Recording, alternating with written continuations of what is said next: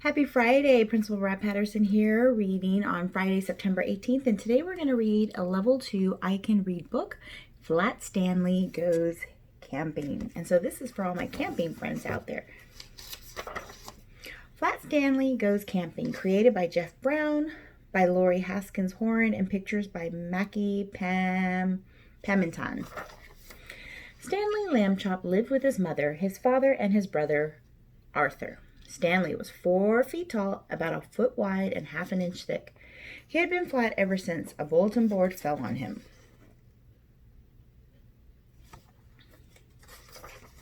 There were lots of good things about being flat. Stanley could put on sunscreen in one swipe. Stanley had the best back float at the pool.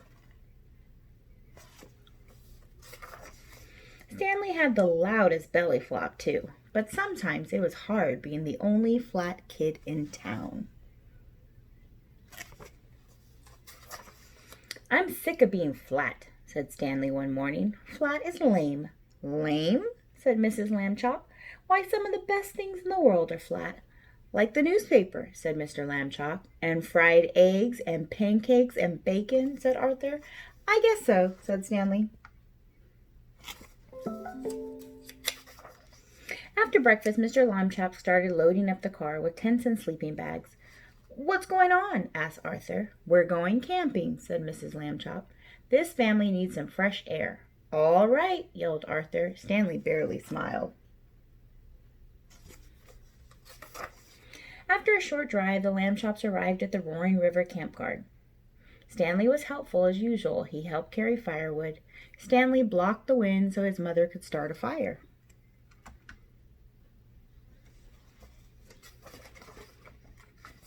But Stanley just wasn't himself. He wouldn't even eat any s'mores. "Too flat," he muttered. "Why don't you two go exploring?" suggested Mr. Lambchop. "Good idea," said Mrs. Lambchop. "Just don't get lost or fall off a cliff or touch any poison ivy. Have fun, dears." Stanley and Arthur set out. "Hey, animal tracks," said Arthur. "Let's follow them." The boys followed the tracks along the river, through some trees, and up a steep hill with a cliff on one side. "The tracks end here," said Arthur. He peered over the cliff. "I wonder what kind of animal made them." Arthur," said Stanley. Arthur turned around. "Skunk," he whispered. "Let's get out of here." But the boys were trapped. The skunk was on one side, the cliff was on the other side. Then the skunk raised its tail. "What do we do?" Arthur wailed.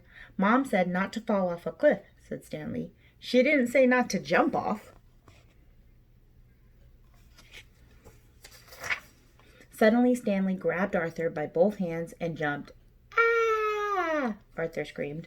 Then Arthur opened his eyes. He wasn't falling. He was sailing above him. Stanley's body made the perfect parachute. The boys landed with a gentle plop.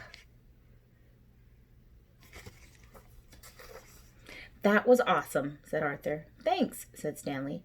"Now, where are we?" Arthur and Stanley looked around. All they saw were trees.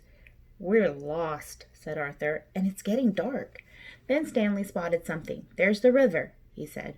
"Our campground is on the river." The boys ran to the water's edge. About a mile downstream were 2 cozy Lambchop tents. "What can we do? It will be dark before we walk that far," said Arthur. "I know," said Stanley. Stanley got a running start and belly flopped into the river. Splash! Then he flipped over onto his back. "Climb on!" "Woohoo!" cried Arthur. "I always wanted to go rafting." Arthur and Stanley made it back to camp, drippy but safe. Let's keep this to ourselves," said Stanley. "I can't believe we got lost and went off a cliff," Arthur said. "At least we didn't touch poison ivy." "There you are," said Mrs. Lambchop, "just in time for supper."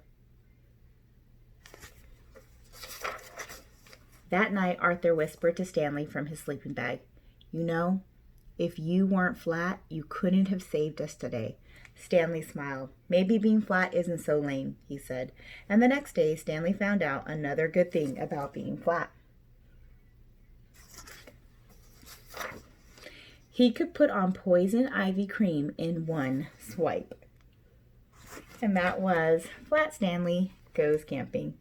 I hope you have a great rest of your evening and a fabulous weekend. Bye, friends.